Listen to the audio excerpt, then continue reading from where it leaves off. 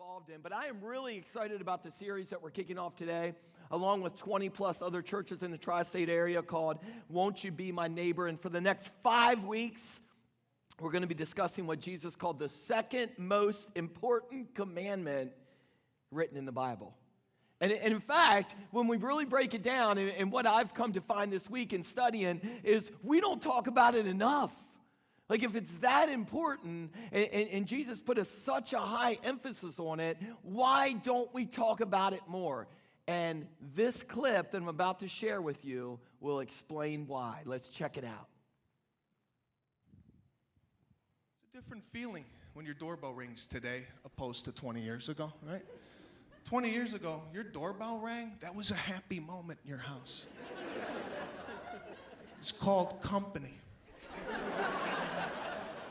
Be sitting there on a Thursday night watching TV. Your doorbell rang, the whole family shot off the couch. Oh my God! Put the lights on, somebody's here. We got people. The whole family went to the door. The kids were in socks, they slid up to the door.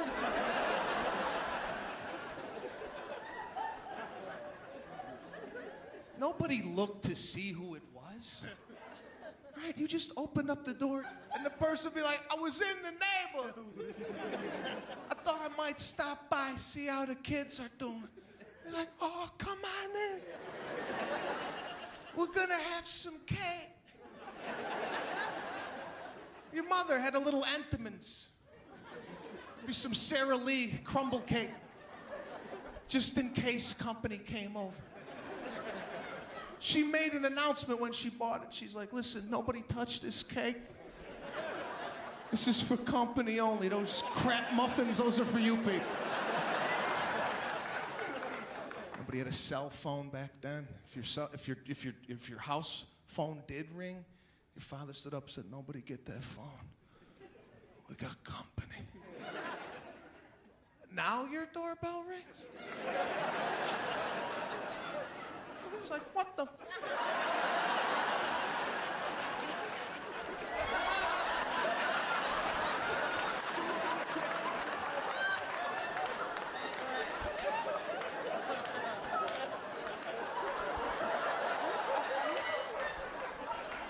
right, your own mother's crawling across the kitchen floor.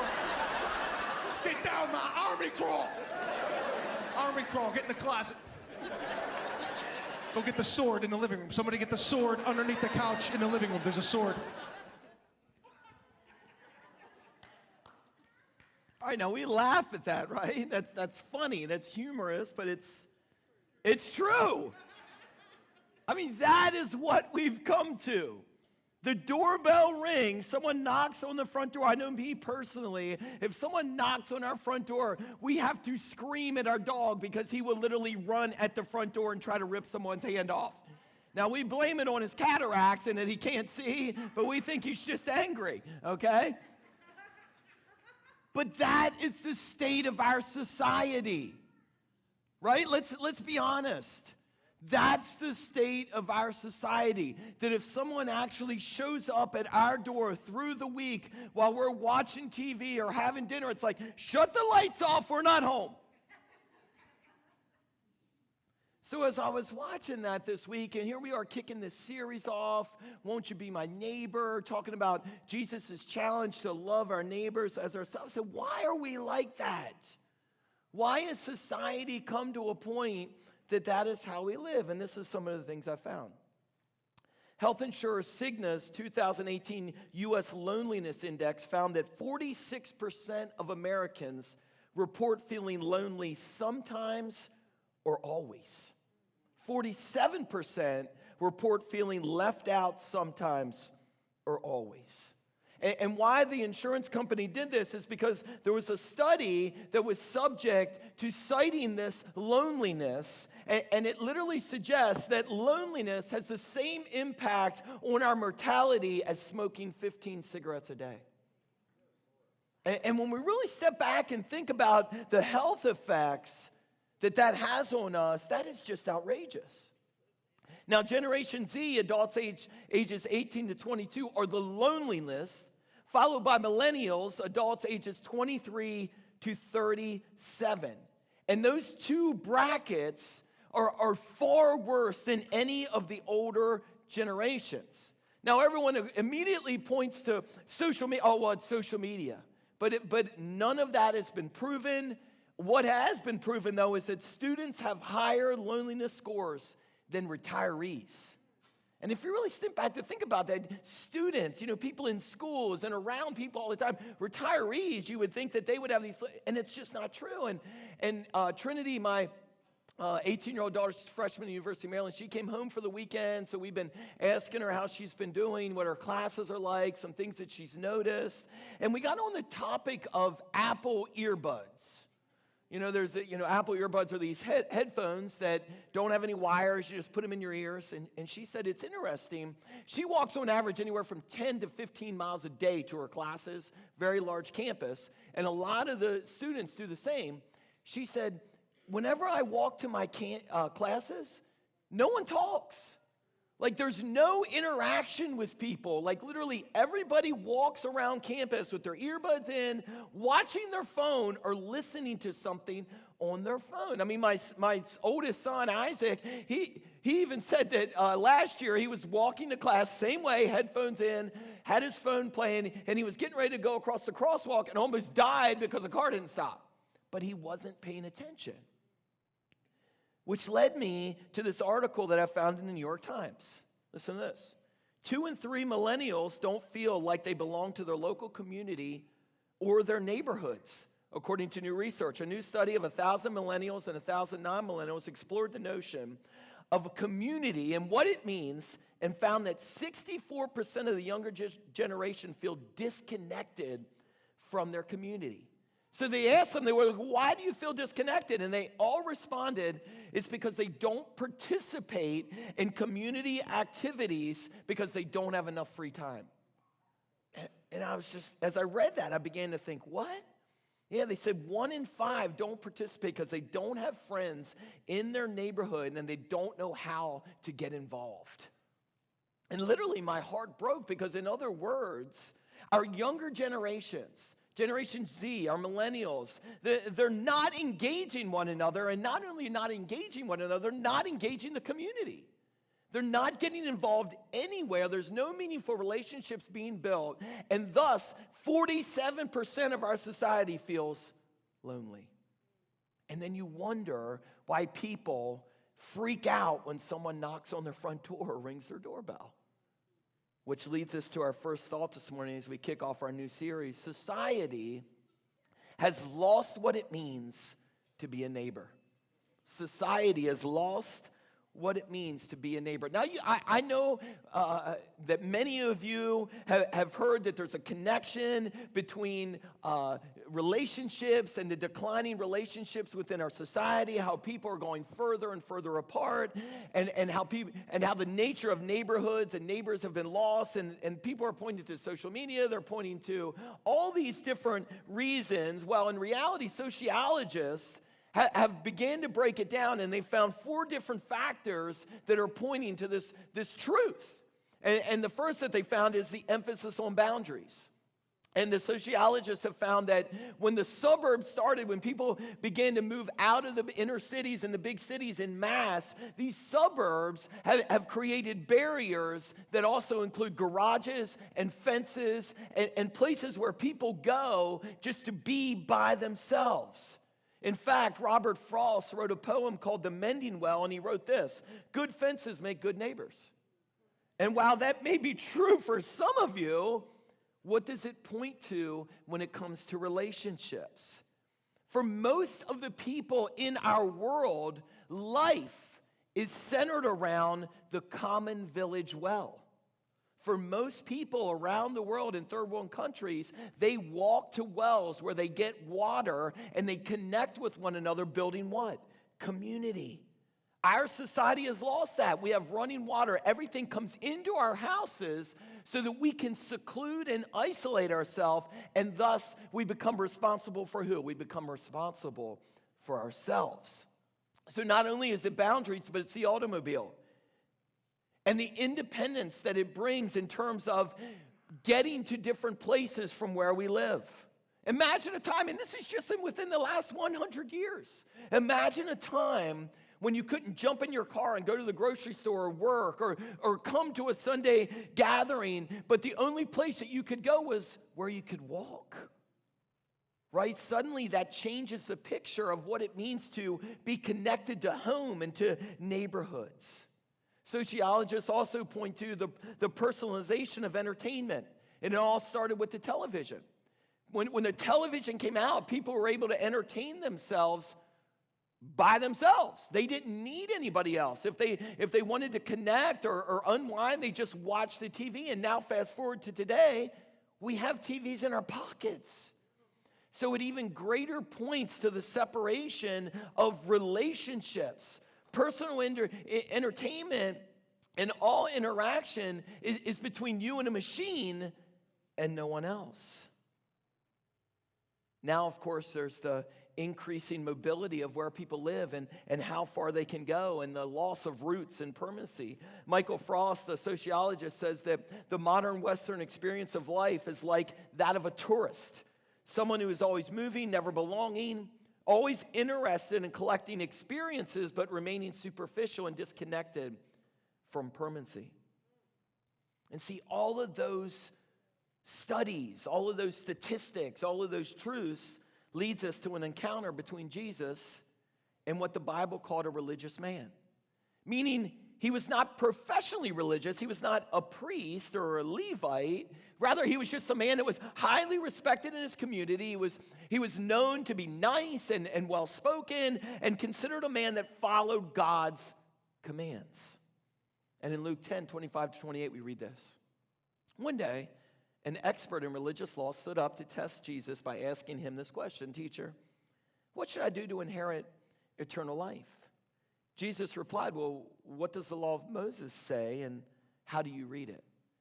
And notice that Jesus responds to the man's question with a question. He literally points it back to him because Jesus knew that the question that was being asked could have been a loaded question.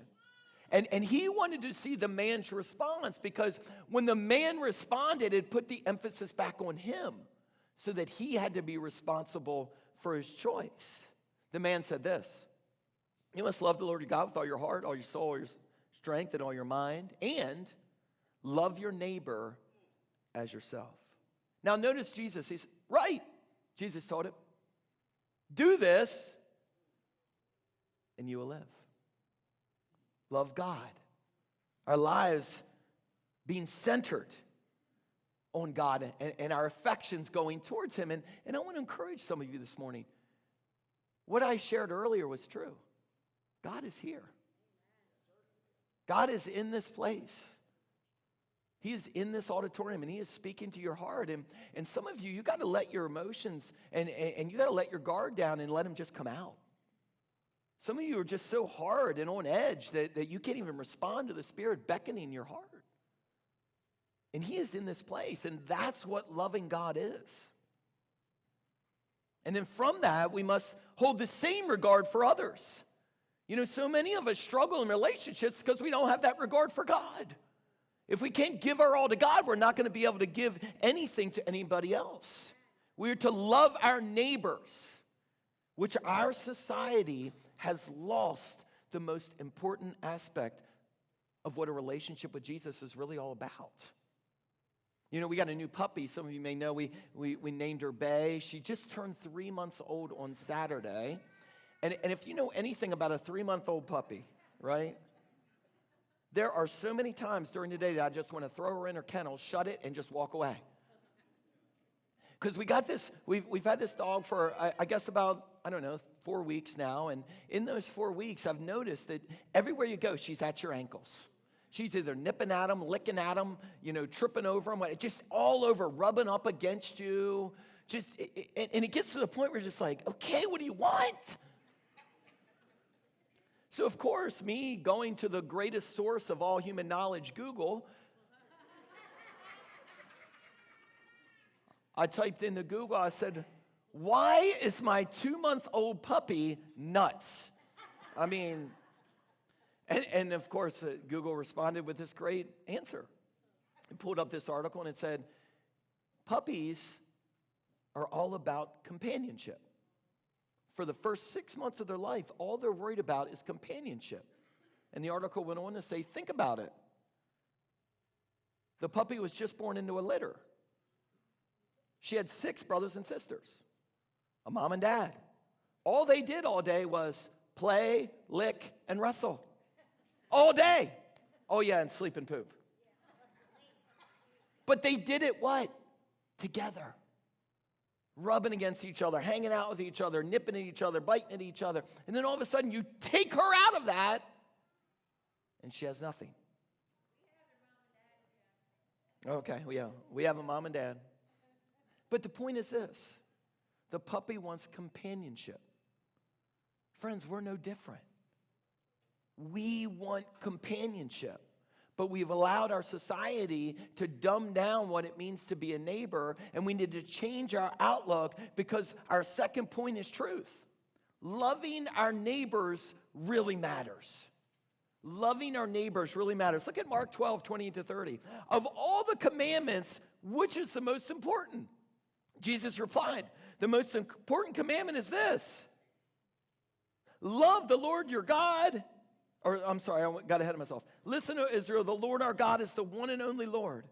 And you must love the Lord your God with all your heart, all your soul, all your mind, and all your strength. The second is equally important. Love your neighbor as yourself. Jesus says the whole law of God could be summarized by those 2 great commands. Now think about it. At this point in history, there was 613 commandments in the Old Testament that the Jewish people had to follow. 613 commandments, and Jesus says, all of those are summed up with 2. Love God, love your neighbor. So in Luke's gospel, Jesus responds with, right, do this, and you will live. You know, in Mark's gospel, Jesus begins by making the statement, the most important commandment. So in both gospels, in the accounts, we read that verse where loving your neighbor as yourself is just as important as loving God. Now, if you're anything like me, my response is, oh, it's simple enough. Because it sounds easy. Oh, that's right, just love God and express to him how great he is, and then just love our neighbor as ourselves. We all have that down, right? We got it down. But see, in this exchange between 2 people, between Jesus and this religious man, that's the problem. The problem is the religious man thinks he knows it. And then within this exchange, you almost feel this man, he's becoming uncomfortable. His toes are getting stepped on because Jesus immediately turns his question back on him, has him respond, and then it goes right to the point where this man, this religious man, has to justify his actions. And I don't know about you, but if you have to justify your actions, that means chances are you're doing something wrong. And see, friends, we can get just to be the same way as that religious man. We can think, oh, that's simple, that's easy, I got that down. I know that Jesus wants me to love him and love my neighbor as myself. I've learned that, I understand that, but there's a big difference between knowing it and living it. Jesus doesn't want us to know it, he wants us to live it. He doesn't want us to gain knowledge about him and memorize verses if we're not willing to live it each and every day. And that's what this series is all about, friends. For the next 5 weeks, we're going to step on one another's toes and challenge one another to just get our hands dirty with our neighbors. Because when those words come out, love God with every aspect of your being and love your neighbor as yourself, it's where the rubber meets the road. Either our actions begin to produce what we think and what we know, or we're going to be just like this religious man that says, I need to justify my actions. Well, who's my neighbor? You know, you can almost hear by his response, well, who is my neighbor? That he's already thinking that, well, those that are just like me, right? Those that believe the same things, those that look like me, those that dress like me, those that are cool, that get the cool points. Okay, they're my neighbors. But anybody that's different than me, they're not my neighbors. It's like you can hear that man trying to justify his lack of concern for his neighbors. And we can get to be the same way. There's danger in justifying our lack of concern and our lack of love for our neighbors, because it's just not God's best for his church. And friends, you and I are the church. And we need to begin to change that. So Jesus tells this story in response to the man's question, well, who is our neighbor? Which leads us to our next point. Jesus sees all of humanity as oppressed. All of humanity. Luke chapter 10, verses 30 to 35, Jesus replied with a story. A Jewish man was traveling from Jerusalem down to Jericho, and he was attacked by bandits.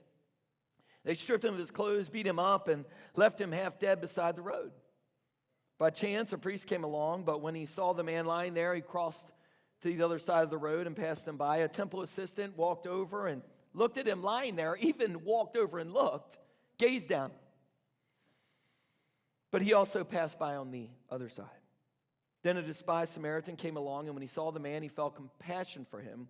Going over to him, the Samaritan soothed his wounds with olive oil and wine and bandaged them. Then he put the man on his own donkey and took him to an inn where he took care of him. The next day, he handed the innkeeper 2 silver coins, telling him, "Take care of this man. If his bill runs higher than this, I'll pay you the next time I'm here." So notice this story, Jesus begins this story with a Jewish man walking through a vulnerable road through an area between Jerusalem and Jericho that all of those listening, including the religious man, he knew, well, that's dangerous. That there's robbers and thieves there that are looking for opportunities behind turns and crevices and rocks that could jump on someone, steal, wound, beat, and live for dead. And when we first read that, we first have to recognize this. There are lives along each of our pathways that are wounded and in real need. There are lives everywhere we go. People, real people, looking for relationship, encouragement, love. And you may think that Jesus is describing literally something unrelated to our actual neighbors, because let's be honest. When we think about our neighbors, we think, well, they drive nice cars. Nicer cars than me. They dress well. I know they eat because they're alive, and they drink, and they seem to be doing pretty well. But see, what we don't know is what's happening inside. On the outside, anyone can play the part, can look successful, can look like they have it all together. In fact, Steve Jobs, a former founder and CEO of Apple, puts it this way. At this moment, lying on this bed, sick and remembering all my life, I realize that all my recognition and wealth that I have is meaningless in the face of imminent death. You can hire someone to drive a car for you. You can hire someone to make money for you, but you cannot rent someone to carry the disease for you.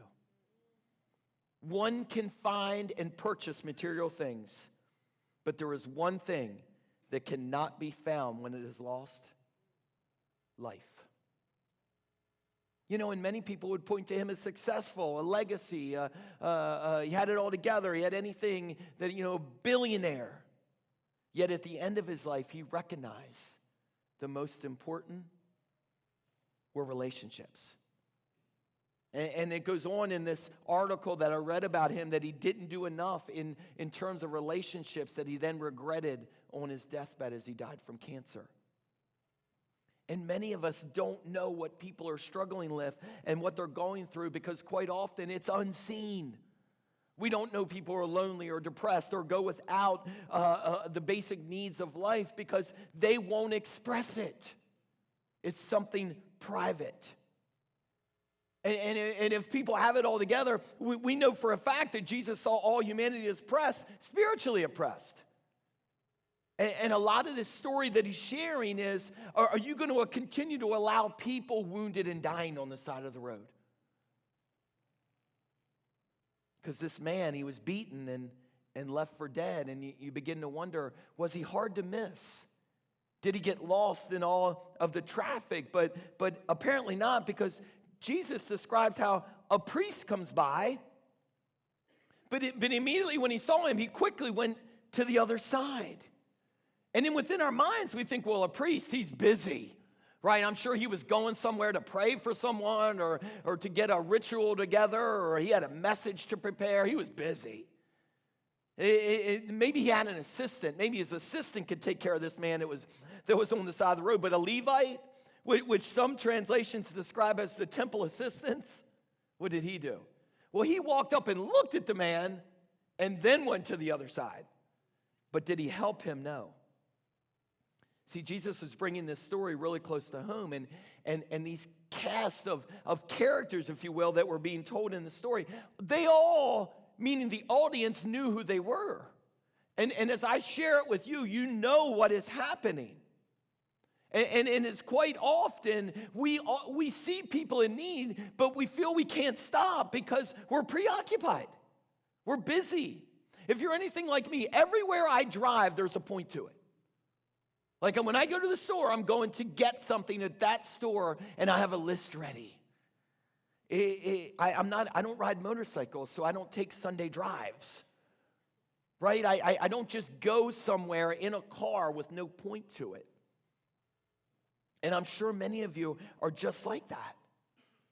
But quite often in our busyness, we lose sight of what is happening around us. And then we can't justify religious activity as a reason to forget about those on the side of the road.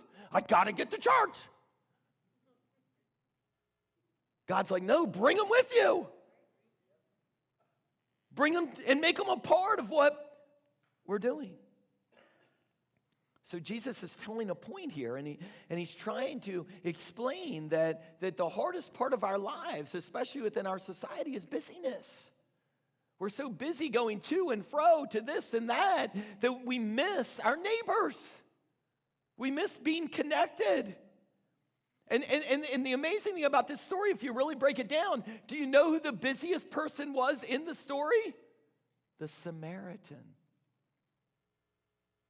Because it says the priest and the Levite, they weren't going anywhere, but the Samaritan, we know, he served and helped. And then paid the innkeeper and said, I've got somewhere to go. I'll be back, though, if I need to pay anything else for the expenses.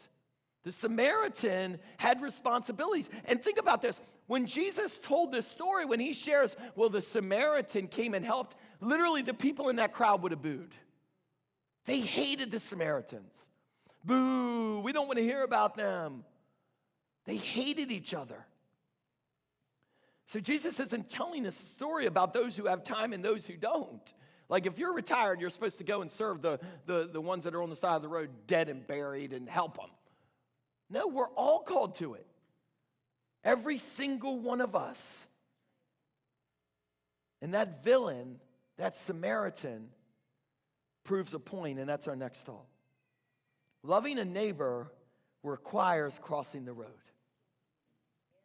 Luke 10:31-34, you have the priest, he came along, he saw the man, he didn't go to him, he saw him, then he crossed on the other side. The temple assistant walked over and looked at the man lying there, then went to the other side. Then the despised Samaritan came along, and when he saw the man, he felt compassion, which is big. We're going to get to that in a minute. Going over to him, the Samaritan soothed his wounds with olive oil and wine and bandaged them. In the English Standard Version, it says, but a Samaritan, as he journeyed, came to where he was. When he saw him, he had compassion. He went to him, meaning he crossed the road. And what we see here in this story is there's a chasm, if you will. There's a gap. And what do you think that chasm or that space is that's being represented? That he had to cross to the other side. I mean, think about it. One of the biggest things that he had to get over was fear. Like he was fearful. This man was beaten and robbed and left for dead. In his mind, he's thinking, well, what if the robbers are still there? What if those robbers are still there? Or that man, I'm a Samaritan, he's a Jew. If I was to touch him, he'd become unclean. I don't want to get involved in his mess. Or I don't want to cause a mess for him.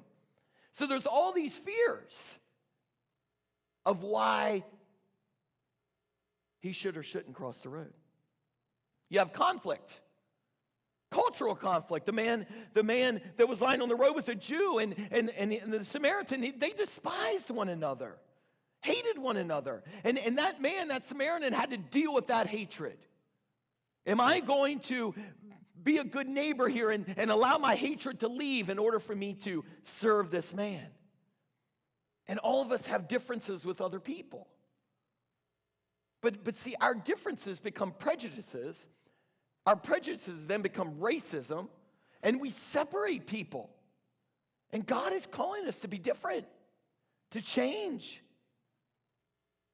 You have indifference, right?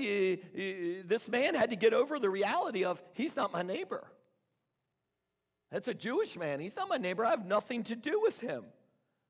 And all of us, right, have these boundaries within our life, these walls, these barriers, these fences that we put up that I guarantee you in a couple of weeks when we do our local neighbor worksheet, many of us don't even know the names of our neighbors. And Jesus says, are you willing to cross the road? Because to love our neighbor requires us to cross the road. To love our neighbor means that we have to cross the street, the hallway, the courtyard, the sidewalk, I don't care what it is, in order for us to get involved in people's lives. I have fears, just like you.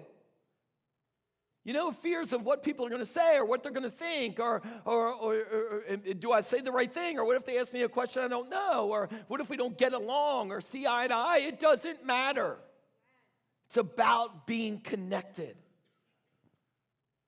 My daughter, Lily, is in 6th grade. She started middle school this year, and she came in from school on Friday. We were having a conversation over dinner, and we were like, yeah, how's your day here at school? And she was like, oh, I saw my first fight. All right. Not sure that's quite a highlight, right? I was like, well, what happened? She was like, oh, there was a fight in the girls' locker room. And these are 6th grade girls.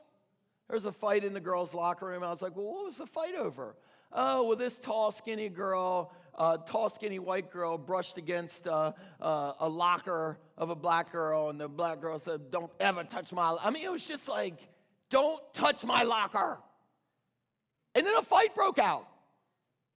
Like literally a fist fight over brushing against a locker. You know, and my heart went out there, and I was just like, are you serious? Like, that's the state of our society. That teenage girls, 6th grade girls, are fighting over brushing against a locker. And I want to challenge you, if you're a student here, if you're in this room and you're a student, someone needs to be the light to your school. Like, someone needs to stand up and be an example of what it means to be Jesus to your school. And it may be hard, it may be difficult, it may be challenging, but there's kids in your school that need encouraged, loved, and just accepted. The outcasts, the forgotten. Don't let them be forgotten. Be a person that will go to that wounded student and support them and encourage them. But it doesn't change for us adults. I mean, we have people fighting and blowing horns and honking at one another in school drop-off lines for no reason. No reason. Because we're impatient and busy, and we've got to choose to become good neighbors. If our community is going to change, it's going to start with you and I individually getting involved in our neighborhoods. Getting to know our friends, both locally in our neighborhoods, but in our workplaces, at the local Walmarts, wherever we go, we got to get to know people. We've got to be willing to be initiative and to be outspoken just about wanting to serve and help people. So 3 steps in bridging the neighborhood or the neighbor gap. 3 steps, and the first one is this. You got to be filled with the Spirit. Luke 10:33. Then a despised Samaritan came along, and when he saw the man, he felt compassion for him. Hear me out. This Samaritan man had compassion. Compassion only comes from God. His heart was filled with God to act. Because I tell you what, if you try to do it on your own, you're not going to do anything. I'm just being honest with you here. There's holes in our hearts. And unless we choose to allow God to fill those holes, and I'm not talking about this one-time encounter. Oh, I believe you, Jesus. I'm good. I'm saved. I'm going to heaven. Hallelujah. I'm talking every day fill that hole. You're going to choose yourself. You are going to choose yourself, your schedule, your busyness as to where you're going to go and who it is that you're going to talk to. But if you're filled with God's Spirit, chances are you'll be a difference maker in this world. Psalm 143:10, teach me to do your will, for you are my God. May your gracious Spirit lead me forward on firm footing. Romans 8:12-14 from the Message paraphrase says, so don't you see that we don't owe this old do-it-yourself life anything? One red cent. And I love how it says do-it-yourself life. You know, get yourself out of your problems, figure it out, pull yourself up by your, bootstraps or whatever. Like, figure it out. It says, I love how that says, don't think that way. There's nothing in it for us, nothing at all. The best thing to do is give it a decent burial and get on with your new life. God's Spirit beckons. There are things to do and places to go. And let me add there, people to see and serve. The only way to change the current trends of our society, the loneliness, the forgottenness, the desperation of suicide and going without life, is to allow God to change it. That's it. That we have to invite the Holy Spirit into our heart each and every day and say, God, lead and direct me. Give me opportunities to serve those that are hurting. And it's a choice. Simply stated, it's a choice. Which moves us to our next step, and that's to see people. See, the Samaritan, he had that compassion in his heart, but he saw the person, Luke 10:33. The despised Samaritan came along, and when he saw the man, so he saw him, he felt compassion. And we have to begin to see people, whether they move in next door, as in our neighborhood, or they cross our path just for a moment, and we recognize a tear in their eye or an anger in their words. We have to see people, and we have to be willing to look people in their eyes. Like, have you noticed that? People don't look in your eyes anymore. They won't make eye contact. Because the second you make eye contact, it gets real. And see, I'm telling you that and challenging that because when you make eye contact, that's when you say to that person, you are special. Does that make sense? Like, you are loved. Like, we begin to see people as God sees them, as a son or daughter of God, when we make eye contact. It's not just brushing by and, oh, hey, God bless you. No, it's making eye contact, giving people their time. The Samaritan, he saw the man, he had compassion. And what is compassion? Compassion alludes to kindness and sympathy. And compassion literally means, when it's defined, it means to suffer with. That when he saw the man, his heart broke as if he was lying there. And literally within his mind, within his heart, he said, I've got to do something. Friends, we've got to do something. True compassion changes the way we live. And this is how Jesus lived. Look at Mark 14. As soon as Jesus heard the news, he left in a boat to a remote area to be alone. But the crowds heard where he was headed and followed on foot from many towns. So let me put that in our terms. Jesus was tired, worn out. He wanted to get home, get on his recliner, put his feet up, turn on the big game, and unwind. That's what he wanted to do. He wanted to space out, veg out, shut his door, didn't want anybody around. Jesus saw the huge crowd as he stepped from the boat, and he had compassion on them and healed their sick. So what led him to responding? He put himself in their shoes. He knew they were lost, wandering, needed direction and guidance. Matthew 20. Two blind men were sitting by the roadside, and when they heard that Jesus was going by, they shouted, "Lord, Son of David, have mercy on us." The crowd rebuked them and told them to be quiet. And isn't that interesting? The crowd, be quiet. Like, keep your mouth shut. He's too busy. Like, to me, you want to know what that is? That's like the church, and I'm not talking about like just our church. The churches fighting and bickering, right, over a song that's being sung or the color of the carpet, right? I'm so glad in our new building we're not going to have carpet. We're going to have concrete. That way you can spill your coffee all over and then clean it up. See, I'm casting vision for the future. The future when you can bring food and drink into the auditorium. So the crowd rebuked them and told them, "Be quiet."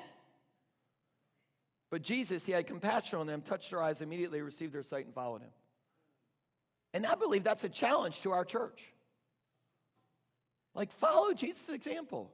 Don't worry about what people are saying. Don't worry about what your friends are saying. Don't worry about what your other neighbors are doing or saying. Like, no, step out and be bold. Be a person that is serving others, that sees people, lying on the side of the road, dying, defeated. See people. I got an email this week. There's this organization called Teen Challenge. If you don't know what they do, they're an addictions recovery organization, very highly recognized. They're very successful at bringing people out of addiction. Sent me an email this week. They said, "Hey, we're Teen Challenge in the D.C. greater area. We want to bring a location to Washington County." And they sent me this email because they said, "Would your church be interested in helping support that endeavor?" So I want to ask, you guys are the board, okay? So we have a board here.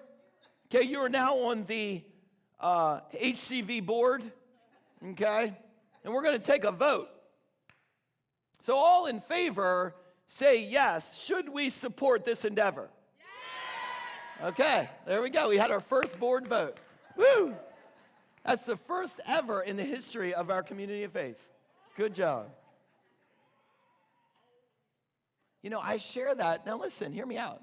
I share that because they sent me that email because they know we have a heart for the forgotten and the addicted and those that are struggling in those areas. And I knew as soon as I put it out to you, you guys would all say yes. Because that's what we're about. But hear me out. That's great that we can do that as a community of faith. We can do it every day, everywhere we go. But you got to see people. You got to see their potential. You got to see their heart. And you got to see and want to have God change their life, which moves us to number 3. So remember, you got to be filled with the Spirit, see people. You got to make it a lifestyle. It's not a one-time thing. Luke 10.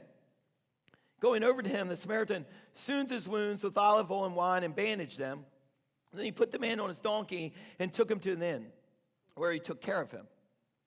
The next day, he handed the innkeeper 2 silver coins, telling him, "Take care of this man. If his bill runs higher than this, I'll pay you the next time I'm here." So when you see a need, notice the Samaritan, you see a need, don't keep walking, stop and do something. And then the Samaritan, differences aside, remember the two hated each other. He put all that aside. He said, not only am I going to help this man, I'm going to invest in him. It's not a one-time thing. Oh, look at me. I'm going to help this man. I'm going to get him to an end. See you later. I'm out. Notice what he said. What did he say? He left enough money so that the man could stay at the inn. And then he said, if it's higher, I'll come back and pay more. That's a lifestyle. That's a lifestyle of love. And hear me out. I know if you're anything like me and my family, I can't go paying off medical bills for people. Like, we just don't make enough money. But Jesus shared these words in Matthew 25. I was hungry and you fed me. I was hungry and you fed me. For those of you who missed out on Micah's backpack, we feed McKay Dalb Elementary School students on the weekends, those kids that would go without food. We feed them every weekend. I sent out brown bags last week. Okay, if you weren't here, if you missed a brown bag, our cupboards are empty. Okay, and we want to fill those shelves with food so those kids will have food. So if you could, the list is online. Just get the list. It's on Instagram. It's on Facebook. If you say, Chris, I don't do those things, I'll hand you a piece of paper when you walk out the door. We need to fill those cupboards. And that's a simple, practical way of responding to Jesus' words. I was hungry, you fed me. I was thirsty, you gave me a drink. Isn't it amazing? He just said, hey, give someone a drink of water. Invite someone over for coffee. Have a refresher. They're delicious. But have it with somebody you know that needs loved and encouraged. I was a stranger, you invited me into your home. You know, the next time your door rings or someone knocks on your door, don't immediately assume it's someone looking to take advantage of you. Don't turn off all the lights and pretend like you're not home. Shh, just don't talk. They'll go away. How about inviting someone into your home and making it a priority? I was naked, you gave me clothing. I was sick, you cared for me. I was in prison, you visited me.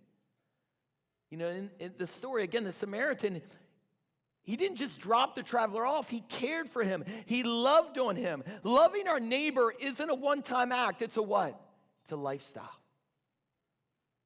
It's a lifestyle. Living a life of love, I'll be honest with you, it isn't easy.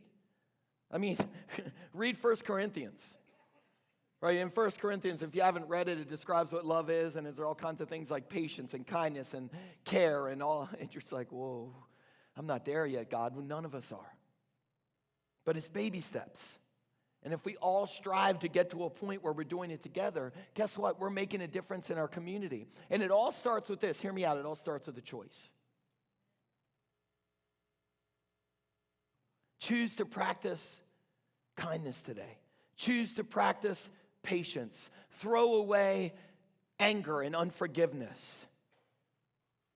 You know, invite your neighbor in, engage your neighbor, talk to them, get to know their name, get to know your coworkers, your classmates, invite them into conversation with you, encourage one person. You know, begin to slowly make a difference, friends. And if we do that, God's going to show up supernaturally and begin to change our community one person at a time. Do you believe that? I believe that. 1 Corinthians 16, 13 to 14, and this literally has become my life verse over the last month. Keep your eyes open. Hold tight to your convictions. Give it all you've got. Be resolute and love without stopping.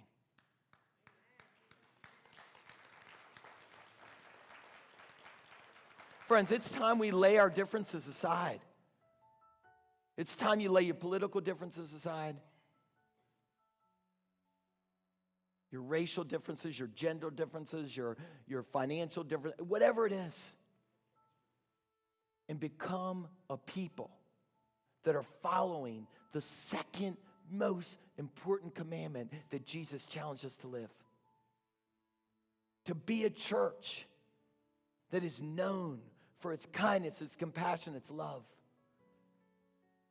It's love for people. It's love for our neighbors. Will you stand with me this morning? You know, I prayed this week and I said, hey, God, how am I going to close this talk this morning? And he spoke right to me, man. He said, hey, Chris, listen. There's one way to do this and to do this successfully, and that's with my Spirit. It's with my Spirit. Because in your own strength, you're not going anywhere. And having my Spirit, it's a choice. And hear me out. I'm not judging anyone here. I'm not But in the back, I was worshiping, and I was looking around the crowd as our people were worshiping. And there was many of you in this place. Many of you in this place with hard hearts, arms crossed, not wanting to sing, not open to what God wants to do in your heart. God wants to break that down. He wants you to respond to His Spirit. And this is my call to you this morning, and I'm going to be the first to do it. I'm going to invite you that if you want to be filled with God's Spirit, He wants to fill you today. And I'm the first to say, hey, God, I need it. So I want to pray for anyone that says, yes, I need it. And I want to invite you, put one hand, both hands, all hands, however you want to do it, and feet. But I want to pray for you to receive God's Spirit. And hear me out. This has no baggage with it. Doesn't matter what your church background is, what you believe, what you don't believe. I'm not going to make you speak in a different language or push you over. Okay?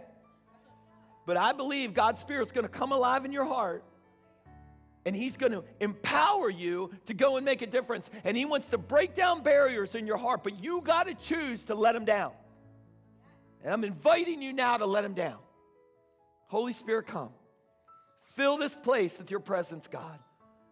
I pray for supernatural life change upon each and every person that says, be filled with your Spirit, that wants to be filled, that you would fill them now in Jesus' name. That, God, you would fall in this place, that we would know your presence is real and evident, and that, God, we would leave here as different people. We would choose life. We would choose life. And we would choose our neighbors. Allow us to be a people, God, that this is the turning point.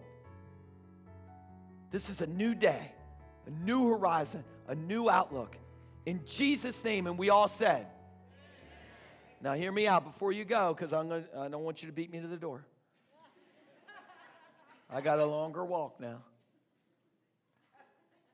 Before you leave this place, I want you to hug someone. And I don't even care if they're a stranger.